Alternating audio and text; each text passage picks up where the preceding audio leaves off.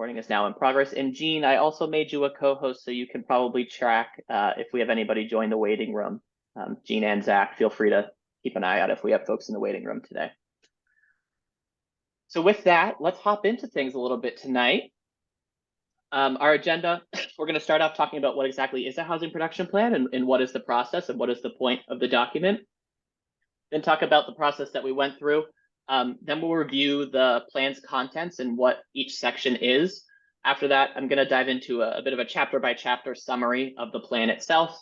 And throughout this, we'll pause twice for questions and comments if folks want to have ask any questions, clarification questions, or offer any comments on their thoughts as the plan is shaping up. The plan, of course, is not actually in PowerPoint format, but we're presenting it tonight in PowerPoint. It is going to be a printed document at the end of the day, and you all will be able to view that once that is fully produced and ready and presented to the planning board. So what exactly is a housing production plan and what are we doing here? You might hear me refer to them as HPPs, the acronym. HPPs, they allow communities to articulate their vision for housing production in a comprehensive strategy. They're put over a 5-year period and are guided by state guidelines that recommend different components to include in the plan. Not only are HPPs a chance for communities to talk about their vision for housing in their community and how to address their housing needs, they're also a way that communities can reach what's known as safe harbor under the 40B statute in Massachusetts. Some of you may be aware of what 40B is.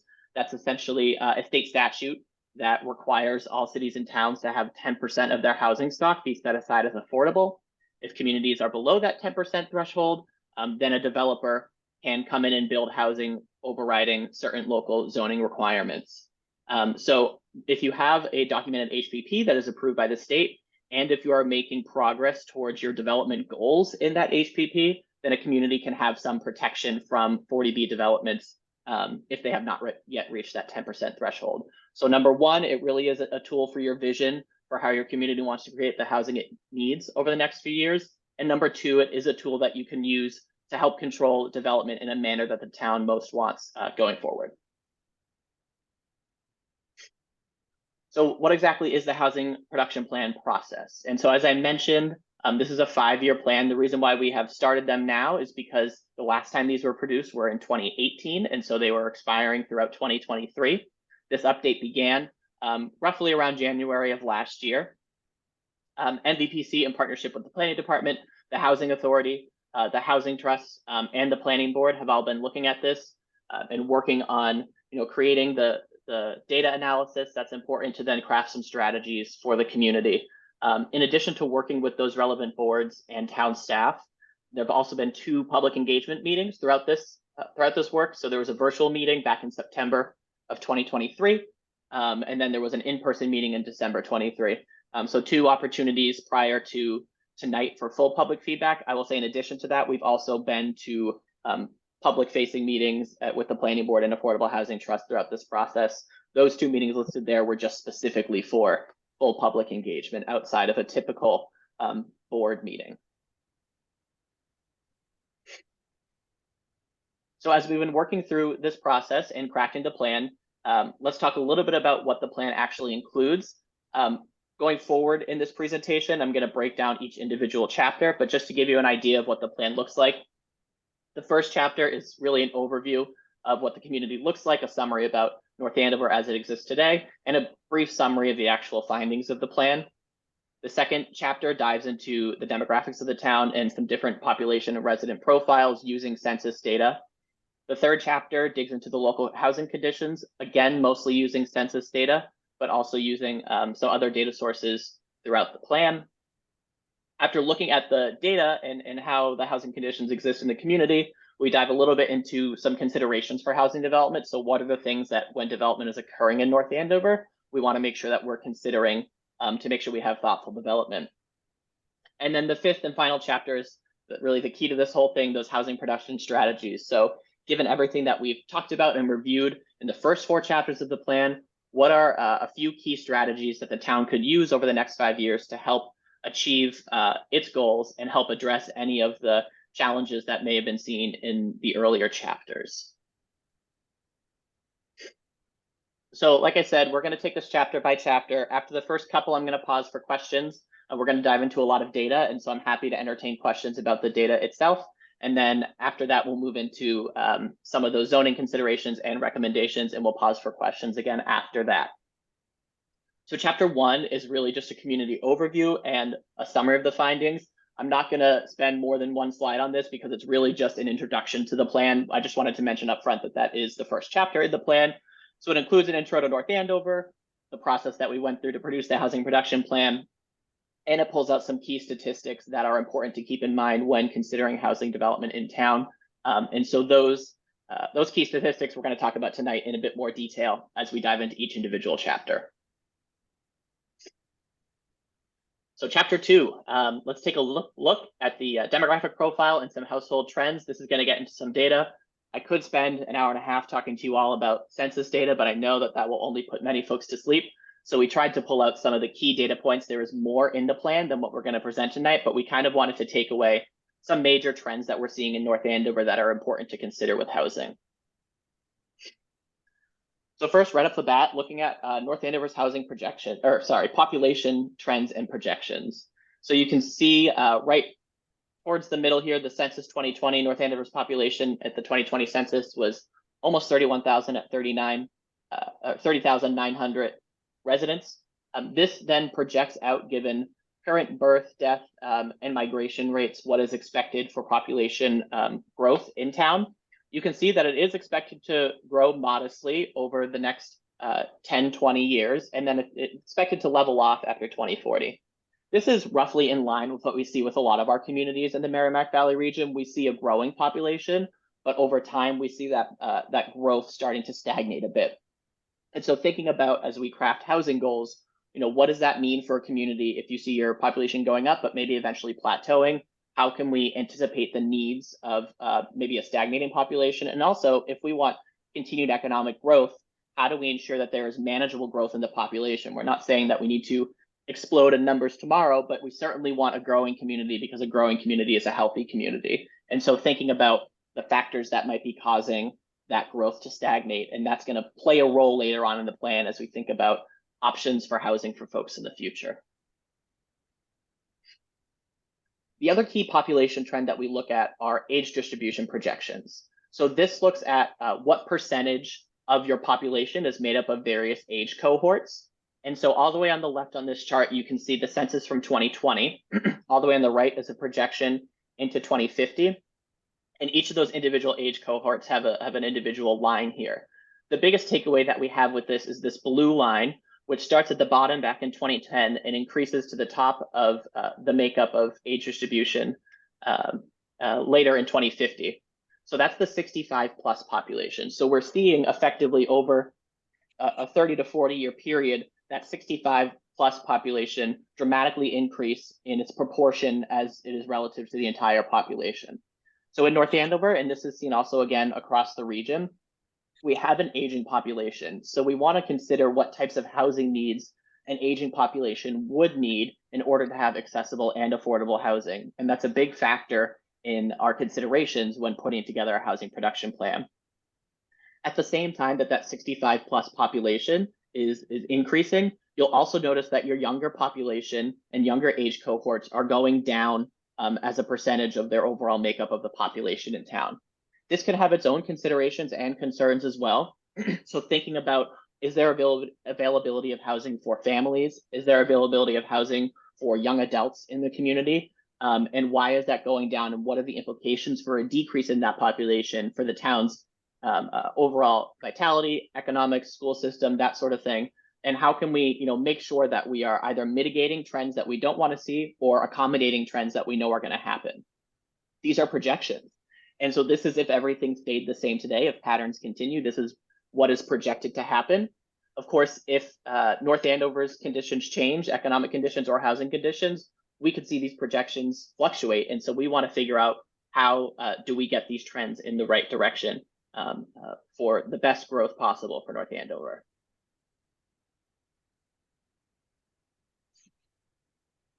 So along with those age projections, we also talk a lot about school enrollment and how do we see school enrollment changing over time in town. The Local public schools are the biggest bar, the orange bar here, that is made up all the way from 2000 to 2020. What you'll notice is that, between 2000 and 2008, there was a slight increase in school enrollment, but then pretty much since then, in the past, well, I should say the past decade, but really the decade between 2010 and 2020, we roughly plateaued in population. We know that that was also occurring at the same time that there was housing development occurring. So despite an increase in housing types, we see a plateauing school enrollment. That's pretty typical for what is seen both across the region and across the state. We tend to find that there is not a huge correlation between housing development and school enrollment. So one of the things we try to think about, or I should say multifamily housing development and school enrollment, one of the things we think about is what types of units are being built, what kind of units do we want if we want to see either a plateauing school enrollment, or if we want to see more school children in our community. How can we make sure that we have the needs, the housing needs for families with children, and the housing needs for school age children to be around town? Another big factor that we look at when considering what potential housing needs are in town is the difference between North Andover's housing stock, how big the houses actually are, and then the residents that are in those households. What are the size of the families inside that housing stock? So on the left here is a pie chart that is housing breakdown by occupancy. So this is the amount of people that live in a household unit. On the right is the number of bedrooms in that housing unit. How big is that house? So one of the things that's a key takeaway here right off the bat is that 1 or 2 person households in North Andover make up about 54% of homes, but 1 or 2 bedroom homes, so homes that are the sizes of 1 or 2 bedrooms, make up only 38% of the town's housing stock. On the flip side, we see that 3 or more person households make up 45% of North Andover homes, while 3 or more bedroom homes make up 61% of North Andover's housing stock. So what we start to see is a little bit of a mismatch between the size of the family living in a home, and that's the size of the home itself. We certainly always expect to see a mismatch because we know some people will want to live in a home with an extra bedroom or 2. Some people might be empty nesters and they want their kids and grandkids to be able to visit. So they might be a 2-person couple and they still live in their 4-bedroom home. That's totally fine. And we want those options to be there for folks to age in place. The challenge that we think about when we see data like this is that we know if those 1 or 2 person households want to get into a 1 or 2 bedroom unit and downsize, they're facing a lot of competition because there's much less of those units than there are available necessarily for the demand there might be given the residents in town and the household size in town. And so we think about that mismatch and try to think of ways to ensure there's a more even spread of right size housing for folks that might be looking for housing that is closer to their needs and their size family.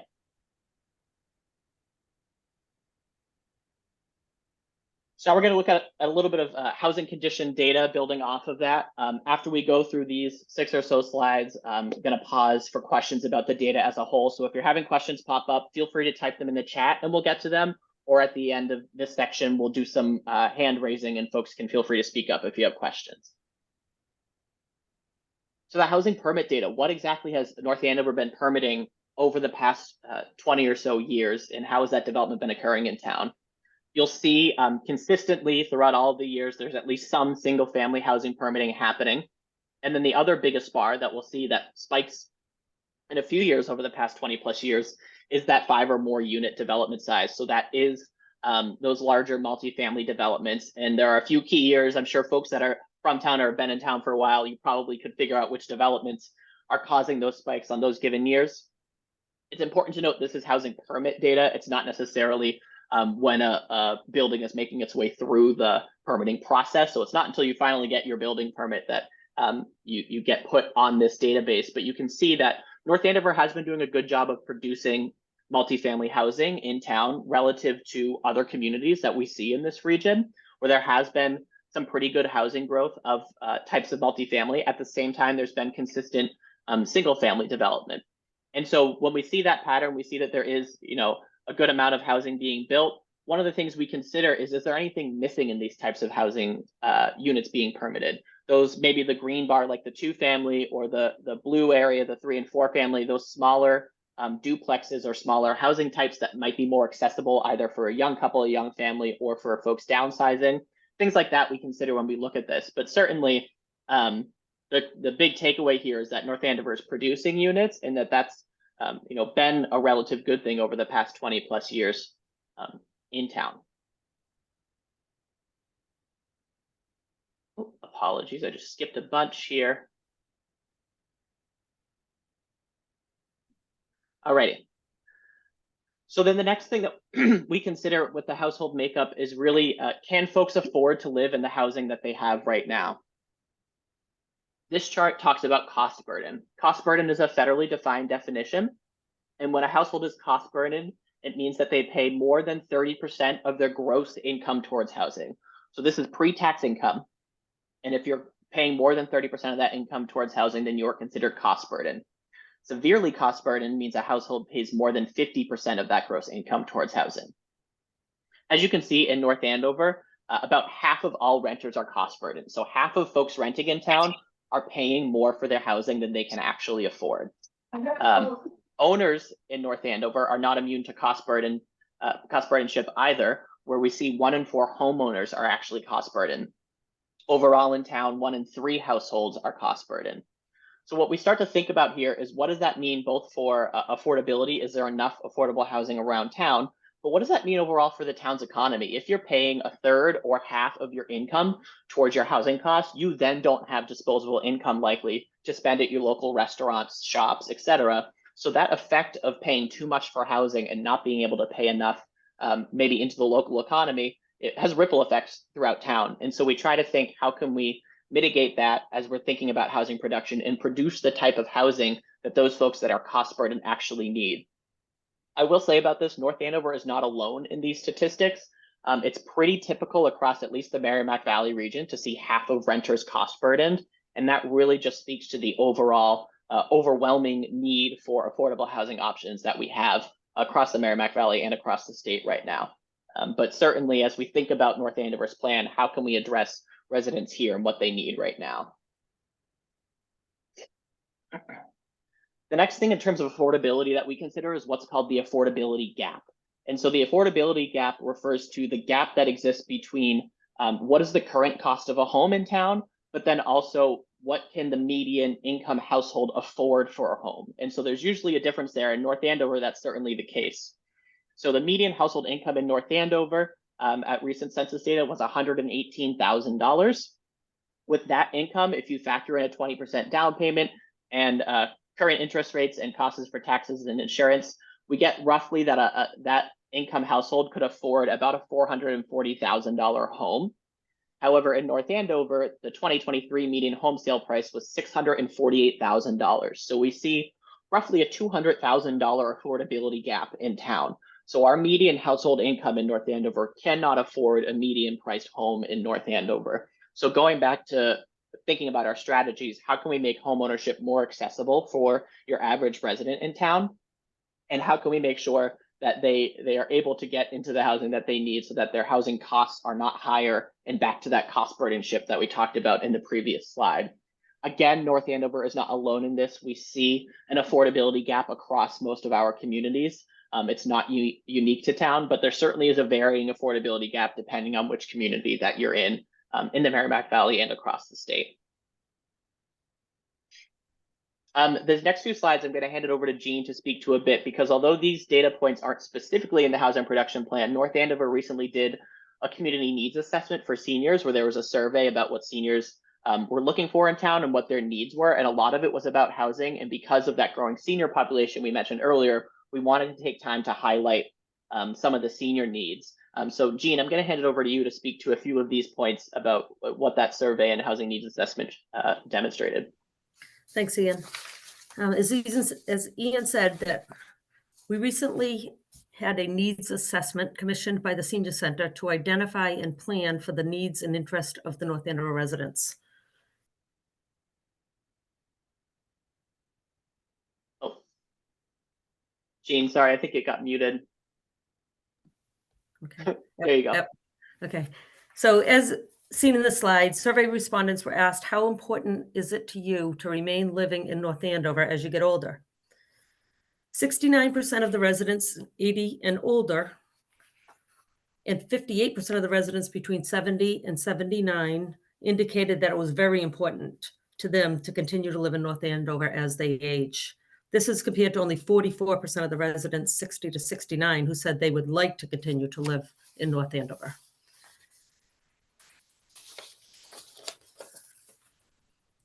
To assess the age friendliness of housing stock in North Andover, respondents were asked if they currently had a bedroom and bathroom on the entry level of their home. An important feature as occupants age and mobility up and down stairs becomes more challenging. This slide shows that 52% of respondents do not have this feature in their home. Given that over 80% of the respondents reported planning to stay in their current home over the next 5 years, having living space that can be accessible as residents age is crucial.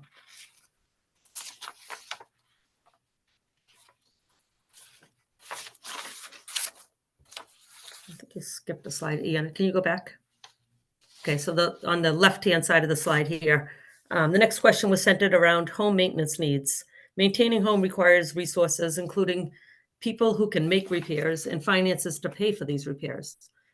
In response to the question, does your current residence need home modifications, things like grab bars for showers and railings on stairs, to improve your ability to live in it safely for the next 5 years, 35% of the respondents stated yes. Among them, 7% cannot afford to make these changes, and 4% are not responsible for making such changes. Similarly, 30% of the respondents reported that their current residence needs repairs. Among them, 11% stated that they could not afford to make these repairs. And next slide, Ian. And lastly, this is a bit difficult to read, so we took it from the presentation to the senior center and got a little bit jumbled, but the survey respondents were asked the type of housing they would prefer if a change in health or physical ability required moving from their current residence in the next 5 years. Responses varied greatly by age group. Nearly 46% of the respondents aged 60 to 69 would choose a smaller single-family home to other options. Senior independent living communities were selected by 38% of the respondents ages 70 to 79 and 34% of the respondents 80 and older. Independent living refers to a wide range of residential options that afford older adults the opportunity to live on their own while taking advantage of various amenities and community offerings. Independent living residential options are usually designed and arranged specifically for older adults, and the type of housing they provide, from apartments to townhouses to single-family homes, can vary. The preferences for alternative senior living options by those aged 50 and older have implications for the future housing policy decisions in North Andover. Thank you, Jean, for that breakdown of that important assessment. What we're going to do now, go ahead. I'm sorry, and if I may add, so this data came to us recently within the last week or so, and the plan as drafted currently doesn't really incorporate a strategy to address some of those slides. And so we do intend to incorporate a strategy that likely will link in with the Affordable Housing Trust goals to try to address some of those, especially the housing maintenance concerns. Thank you, Jean. Yeah, we got this recently and we want to incorporate it all to make sure it's a key part of the plan. I'm going to pause here since we just presented a ton of data and a lot of information. After this, we're going to talk about conditions in town and recommendations for housing. What I'd like to do is just see if there's any questions about any of the data we presented. If you have general comments, we might save those until the end, just in the interest of time. But I wanted to stop here and see if folks wanted to learn anything more about what we mentioned or had questions about it exactly before we move on in the presentation. So if you have a question, either type it in the chat or use that raise hand feature on Zoom. And if you can't find that, it's in the reaction section of your Zoom menu, or if you click more in your Zoom menu at the bottom of your screen, you can go to raise hand. And so I'll pause for a minute to see if anybody raises their hand here. And Jean, I can't see the chat, so if you happen to see if anybody mentioned anything in the chat, please let me know.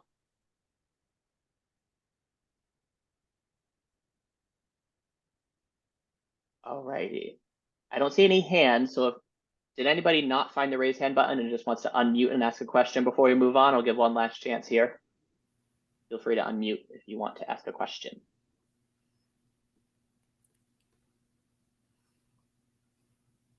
Alrighty, well, in that case, we're going to cruise right along here. Easy group tonight. And talk a little bit about the housing development considerations. And so I'm not going to dive too deep into into the description of all these things. I think many of you might be familiar with it, but I'll kind of point out a few things that we talk about in the plan itself, and you can read the full plan and see exactly how it's written as we're drafting it here. So the big pieces and the big takeaways are, what are the infrastructure and environmental constraints in town? And so what we do is kind of talk about different open space protections, areas that the town might want to preserve, and also protections the town has in place right now as a part of its bylaw. So things like the water supply protection, overlay district, and other areas of town that are environmentally sensitive. We also take some time to recognize that the town has done significant research and analysis on its drinking water supply, and ensuring that in future development there is adequate water supply for future housing, recognizing that the town did a water supply capacity study in the past and kind of mentioning some of those results. And then public sewer availability and capacity. Although we don't do a full analysis as a part of the study, one of the things we mention here is the important considerations for when developments come forward to factor in the impact on public sewer and water in town. And a lot of that is already a part of North Andover's development process. Usually when a multifamily development is proposed as part of the permitting process, they have to go through their site plan review to show their anticipated impacts on local infrastructure. So really a lot of this is talking about what has happened in the past and things the town should consider as it moves forward with housing development and keep in mind with future projects. The other part of this section talks a lot about zoning constraints. It's really just a zoning constraints. It's just a breakdown of each zoning district in town and what it allows for residential use. Won't be anything new to folks that are familiar with town zoning, but if you are interested, you can read about the 6 residence districts in town and what is allowed in those different types of districts, the varying types of structures and lot sizes, setbacks, etc., as is currently allowed in town. One of the key takeaways that we look at in the zoning constraints is much of the town is zoned for detached single-family homes as of right now, and also any multifamily housing development requires a special permit right now in town. One of the things that we put in there is the town is currently working through what's called MBTA communities, which we won't spend a ton of time talking about tonight, but that would allow at least one by right multifamily district. As the town's bylaws exist today, every multifamily housing development goes through a special permitting process as part of site plan review. So with all of that data in mind and all of those other constraints in mind, as we think about what does the town look like today, what do we think about for the future? And after we went through a couple of public engagement sessions, got feedback from the public about what they want to see in town, what they like, what they don't like, talked to the planning board, the Affordable Housing Trust, put together some draft strategies and got feedback on those strategies. We came to a point where in this plan, we have a list of about 5 or 6, I guess it's 5 to 7 strategies right now that are being recommended for the town to think about in the next 5 or so years. All of these strategies are not necessarily things that the town has to do over the next 5 years. Some of them are exploratory, and the town staff, the planning board, other folks in the community may want to look at analyzing, putting into effect any of these recommended changes, but it's certainly not written in stone. The other key thing here for the folks that may have seen the housing production plan from 2018, there was a lot of housing strategies listed there. It might have been over 20 goals that was listed in that initial plan. One of the things we tried to do this time around was be very tailored and specific and very conscious of making sure we had a few strategies that were feasible to implement should the town, the planning board, and other relevant commissions choose to move forward with them. We wanted to make sure that these things were tangible and doable over the next 5 years and not just a long laundry list of possibilities for everyone. So we're going to break down each of those strategies, talk about what they look like, and then mention a few things that have come up since we initially drafted these strategies. And then after that, we'll pause for some more questions and comments from folks on the Zoom. So the first strategy is considering the adoption of an accessory dwelling unit bylaw. Some of you may have heard of these before. Some of you may have filled out a town survey that recently went around last year. Accessory dwelling units, or ADUs, are also commonly referred to as in-law apartments. But when we're talking about them in this context, we're talking about them as allowed to be rented out on the market for renters. So if a homeowner wants to have an attached, potentially detached as an option too, accessory dwelling unit that's like a 1-bedroom attached unit, they could rent that out, and it could be both an additional rental unit available on the market, and it could be additional income for the homeowner. There's a lot of different ways the town could explore this, and as a part of the town survey, it started to explore it a little bit. So just as an example, an ADU bylaw doesn't have to be a free-for-all. Each community does it differently, where some communities require it to be a part of the existing structure, so it goes into an attic or a basement or a garage. Some communities allow an addition to be built onto the existing structure, but it has to be attached. Some communities allow completely detached ADUs, where think of like a larger shed in the backyard instead is actually an ADU. And so there's many different ways the town could produce a bylaw. And one of the strategies we're recommending is considering adoption of that and looking at what it could be, how it could be crafted for North Andover and fit North Andover's current needs. A bit of a not necessarily complicating factor, but something that came out that was unexpected while North Andover was exploring this option. Governor Maura Healey introduced a bill in the state legislature, and as a part of that bill, accessory dwelling units would be allowed as of right in every community in the Commonwealth. And so there are a few things in that bill. Again, it's just a bill. It is not anywhere near passage in the legislature at this point. There are specific things that her bill outlines for what ADUs would have to be in the laws they would have to follow. And so one of the things the town should consider as it moves forward is trying its best to align it with any potential future state laws around ADUs, but really just keeping track of that as the town considers ADUs. The select board made it a priority for them to analyze it in the community. And so as the select board and other various boards and commissions and town staff look at this, something to keep in mind is if there's legislation moving on the state level, working to make sure things are in line with that.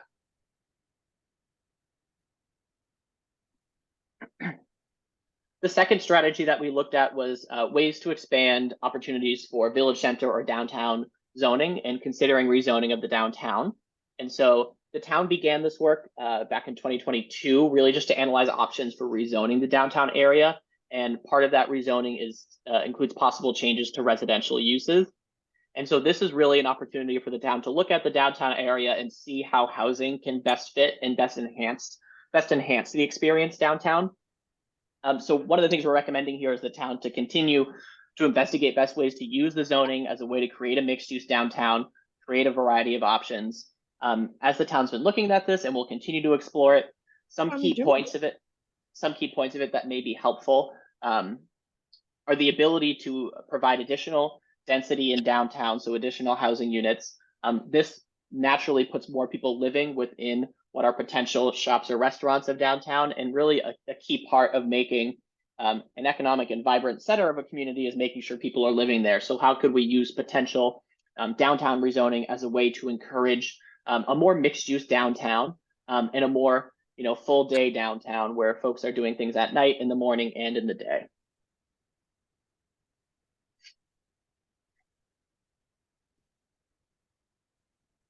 The next two strategies, one is with the MBTA communities law. So I mentioned this in a previous slide. MBTA communities, for those that have not heard of it, is a new state law that requires every city and town that has access to a transit station or is bordering a community with a transit station to create a zoning district that allows multifamily housing by right, at least somewhere in the community. North Andover has been working through that process of creating a zoning district, and at town meeting coming up in May, residents will vote on that zoning district to be in compliance with the law. This is a state law, and there are penalties for communities that do not comply.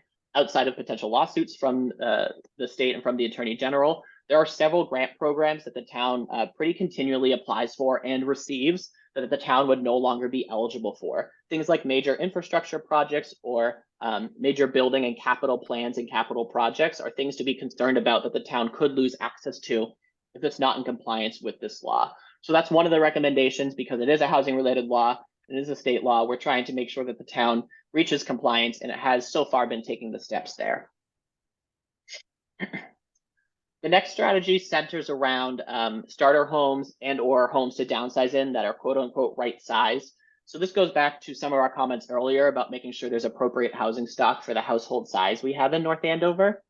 It also comes a lot out of continuous community feedback that we heard throughout our listening sessions, where a lot of folks were saying either there isn't enough starter homes for a young couple or a young family, or other folks are saying there isn't any options if they want to downsize from their 4-bedroom home. So one of the things we're encouraging the town to do is look at areas or different zoning best practices that could encourage the production of smaller housing units and housing units that are suitable for either a young couple, a young family, or folks that are looking to downsize if they no longer want to be in their larger home. One specific way that the town could address this is through what's called a quote unquote starter home district. A starter home district is just the state language for it, but it doesn't have to be your first home. It is also a downsizing district opportunity. There's a state law called Section 40, Chapter 40Y that outlines a way that communities can adopt starter home districts and offers incentives actually for communities to adopt these quote unquote starter home districts.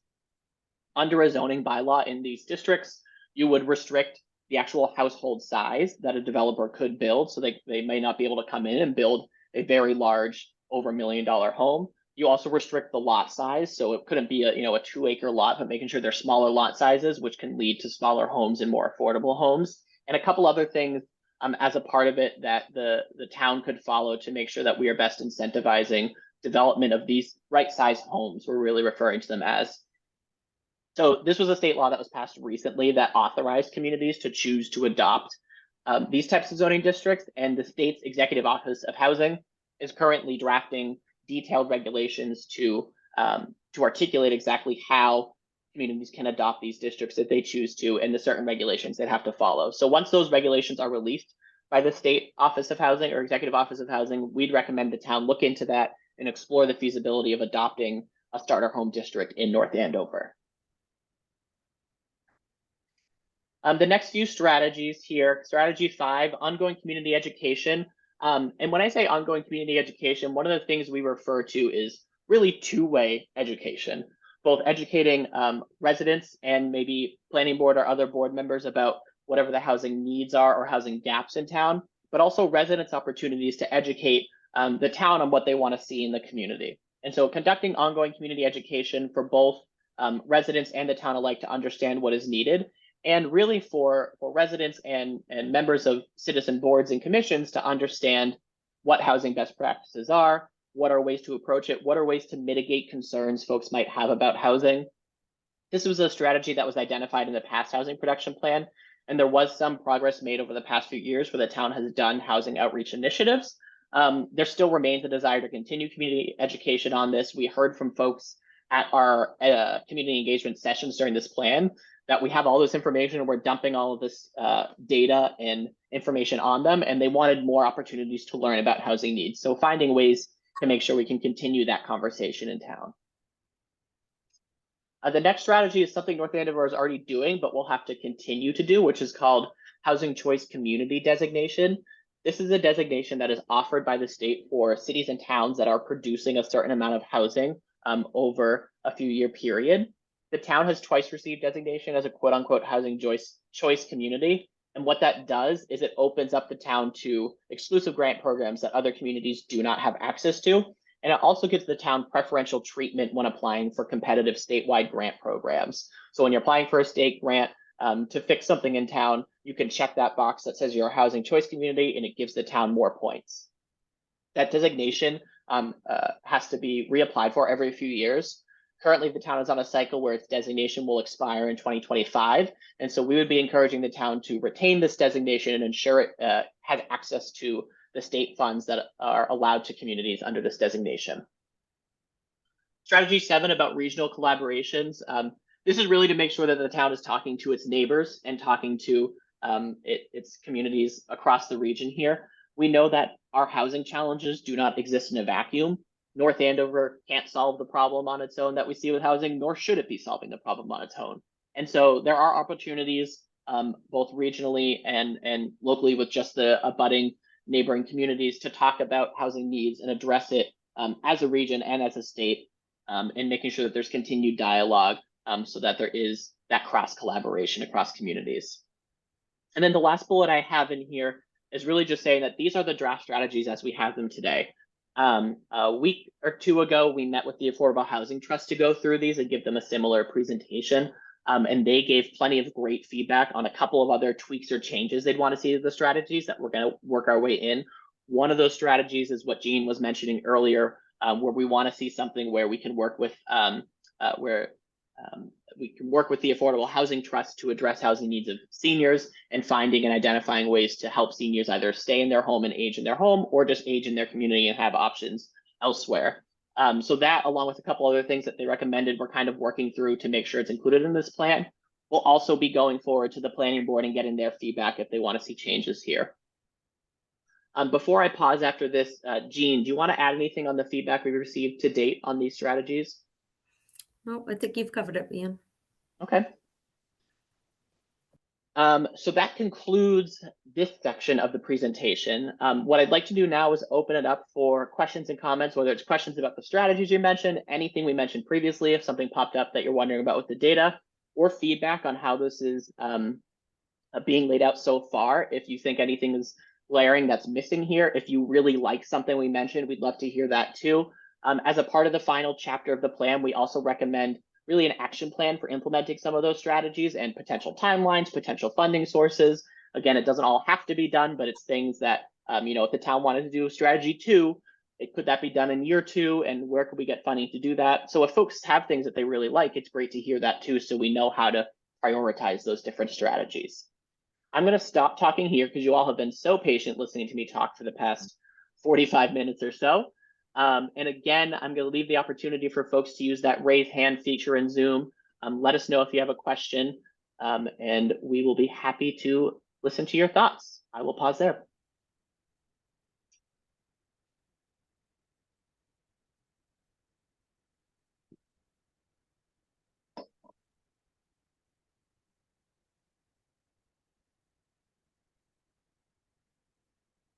Maybe folks were getting a little too much sunshine today and we're tired so far. Oh, Bill, go ahead, Bill. Feel free to ask your question. Sure, thank you. A very informative presentation, I meant. How well did we do in terms of the 2018 plan, in terms of like metrics, in terms of housing units added and so forth? So like, did the first 5 years go well, and how is that informing the next 5 years? Thank you. Yeah, that's a great question. And so there were a couple things that I think I'd highlight from the past plan that we were looking at coming into this one. And Jean, feel free to fill in some gaps if I miss anything. Number one, production of overall housing units. We saw earlier that the town was producing units, which was great. One of the challenges we saw is a lot of those units ended up being market rate units. As a part of that past plan, something that was encouraged was inclusionary zoning, which the town adopted at town meeting. Maybe it was 2 years ago now. And so that inclusionary zoning policy will now require developments going forward to incorporate affordable housing in their developments. I believe there was a development just permitted on Main Street that will be its first inclusionary zoning development. That was a key part of the plan that was implemented. In addition to that, the last plan also talked about accessory dwelling units like this plan is as well. However, last year, the town started to look into that. And so towards the tail end of that 5-year period, the select board said, now we want to prioritize this, and they started looking into it. So we're about halfway there, and the recommendation is to keep moving that forward. The housing choice community designation was mentioned in the last plan as well, and the town was successful in retaining that designation during that 5-year period. And there was also recommendations for ongoing community education, like we have again in this plan. And the town held, I believe, a housing forum, maybe that was 3 years ago now, to educate folks about certain housing needs in North Andover. That's the top of my head, on the top of my head for things that we saw in the last plan. Jean, does anything else stick out to you that the town had done recently that was in line with the housing production plan? No, so you caught all the ones at the top of my head as well, but Bill, we did a presentation and we checked off the ones that we did accomplish. So I'll dig that back up and send you an email that lists the ones that we did address. I would say probably the most disappointing is we didn't move the needle on affordable housing, ones that qualified to be on our subsidized housing inventory or the 40B requirement of 10%. And going forward, because we did pass that inclusionary zoning, we may start moving the needle on that with any future development. Great, thank you. Thanks for the answers. very informative. Thank you, Bill. Any other questions out there from folks?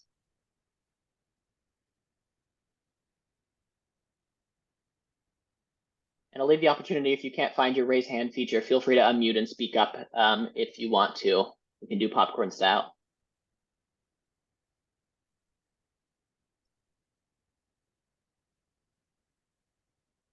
All righty. Hearing none, thank you all so much for taking your time and being with us on this Wednesday evening. We're projecting an hour, so we'll give you 10 minutes back of your Wednesday night. We are reachable. Feel free to reach out to Jean or myself. Jean also has my contact information if folks have thoughts after this. We'll be meeting with the planning board in May and meeting with other members of town throughout and the select board later on in the spring, early summer with this plan. So there'll be other opportunities for public feedback and sentiment. But with that, thank you all for attending. And feel free to reach out later on if you have any other questions about the plan. Have a good night. Thank you, everyone.